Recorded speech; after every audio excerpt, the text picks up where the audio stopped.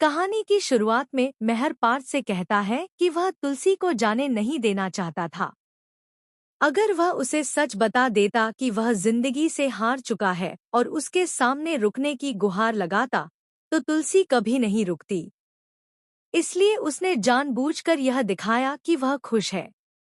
उसने तुलसी को चुनौती दी ताकि वह इस दर्द को अपनी जिंदगी बेहतर बनाने में इस्तेमाल करे। मेहर पार्थ से साफ साफ कहता है कि उसने तुलसी को बहुत दुख पहुंचाया है और इसी वजह से वह चाहता है कि तुलसी अपनी जिंदगी में आगे बढ़े और सफल बने। मेहर कहता है कि वह चाहता है कि तुलसी इस प्रतियोगिता में हिस्सा ले और बीच में छोड़कर न जाए। पार्थ मेहर की बात सुनकर कहता है कि उसे शुरू से ही आप दोनों की कहानी अलग लगती थी, लेकिन उसने कभी नहीं सोचा था कि इस कहानी का अंत इतना दुखद होगा। मेहर भावुक हो जाता है। दूसरी तरफ अंगद और वृंदा को तुलसी के लिए बुरा लगता है। अंगद वृंदा से कहता है कि माँ हमेशा चुप रहती है और सब कुछ सहन कर लेती है। वृंदा कहती है कि पापा पहले ही माँ को बहुत दुख दे चुके हैं और इसके बावजूद आज उन्होंने माँ के साथ ऐसा व्यवहार किया है। दूसरी ओर परी को पता चलता है कि वे सभी तुलसी से मिले थे। वह सबसे पूछती है कि माँ ने क्या कहा। पार्थ परी को बताता है कि किसी में भी माँ से बात करने की हिम्मत नहीं थी। ऋतिक कहता है कि अगर पापा से गलती हुई थी तो माँ उसे और हम सबको छोड़कर क्यों चली गई। ऋतिक मिताली से शादी करके पछतावा महसूस करता है और कहता है कि वह माँ के बिना कुछ भी नहीं है, फिर भी तुलसी उसे छोड़कर चली गई। ऋतिक कहता है कि अब वह तुलसी से कभी बात नहीं करेगा। परी ऋतिक को समझाती है कि माँ को दोष नहीं देना चाहिए, क्योंकि वह उसका दर्द समझ सकती है। परी कहती है कि जिंदगी में जो कुछ भी हो रहा है उसके जिम्मेदार हम खुद होते हैं। उसने भी माँ के साथ बहुत गलत किया है और वह इतनी शर्मिंदा है कि माँ के सामने आ भी नहीं सकती। गायत्री यह जानकर हैरान हो जाती है कि तुलसी मुंबई में है। दूसरी तरफ वृंदा तुलसी से चाय पीने को कहती है और बताती है कि मेहर ने उसके साथ ठीक नहीं किया। तुलसी साफ कह देती है कि सास के प्रति सहानुभूति रखना अच्छी बात है, लेकिन ससुर की इतनी बुराई नहीं करनी चाहिए कि एक दिन पति को बुरा लग जाए। दूसरी तरफ मेहर अपने किए पर पछताता है और दुखी होता है।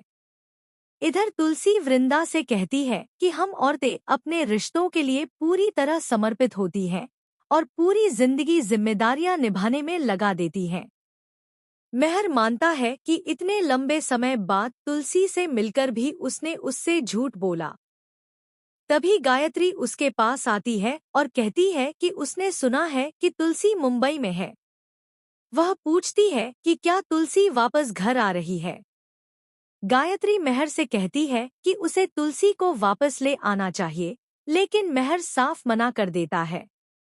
मेहर कहता है कि अब यह घर पहले जैसा नहीं रहा और जो गलतियां हुई हैं, क्या वे सब माफ हो सकती हैं? वह पूछता है कि वह किस हक से तुलसी को वापस लाए। गायत्री याद दिलाती है कि तुलसी उसकी पत्नी है, लेकिन मेहर कहता है कि अब उनका तुलसी पर कोई हक नहीं है। दूसरी तरफ तुलसी वृंदा को बताती है कि उसने सोचा था कि शायद मेहर को अपनी गलती का एहसास होगा, लेकिन उसने नोना के कंधे पर हाथ रखा, जबकि उसे पता था कि इससे तुलसी पर क्या बीतेगी। तुलसी कहती है कि उसने अपनी पूरी जिंदगी मेहर को दे दी, लेकिन उसकी जिंदगी की कोई कीमत नहीं रही। मेहर गायत्री से कहता है कि आज तुलसी आत्मनिर्भर है और उसे पीछे खींचने का किसी को कोई हक नहीं है। अगर तुलसी को सच्चाई पता चल जाती तो वह यह मुकाबला ही छोड़ देती। तुलसी फैसला करती है कि वह यहीं रुकेगी और उन लड़कियों को अपने पैरों पर खड़ा करेगी। वह कहती है कि वह बहुओं को घर संभालने की सीख देती है, लेकिन एक औरत होकर औरत को यह चेतावनी भी देती है कि सबको संभालते संभालते खुद को न भूलें। दूसरी तरफ गायत्री मेहर से कहती है कि उसने तुलसी के साथ बहुत अन्याय किया है। मेहर कहता है कि उसकी नफरत ही उसकी सजा है और वह यही चाहता है कि तुलसी सफल हो। अगले दिन ऋतिक को पता चलता है कि जमीन विवादित है और परमिशन नहीं मिल सकती। वह रिश्वत की बात करता है, लेकिन मुन्नी उसे सख्ती से मना कर देती है। ऋतिक टूट जाता है। मिताली उसे लूजर कहती है। ऋतिक मान लेता है कि वह एक असफल इंसान है। तुलसी यह सब सुन लेती है और उसे पता चलता है कि ऋतिक की एक बेटी भी है और शांतिनिकेतन दांव पर लगा है। ऋतिक कहता है कि उसकी बेटी को यह भी नहीं पता कि माँ का प्यार क्या होता है। तभी तुलसी उसके सामने आ जाती है और इसी के साथ एपिसोड खत्म हो जाता है। अगले एपिसोड में देखने को मिलेगा कि ऋतिक तुलसी से शिकायत करता है और खुद को नुकसान पहुंचाने की कोशिश करता है। अस्पताल में तुलसी मेहर को डांटती है और बेटे के लिए सवाल उठाती है। आज का एपिसोड आपको कैसा लगा? हमें कमेंट करके जरूर बताएं। ऐसे ही डेली अपडेट्स के लिए वीडियो को लाइक करें और चैनल को सब्सक्राइब जरूर करें।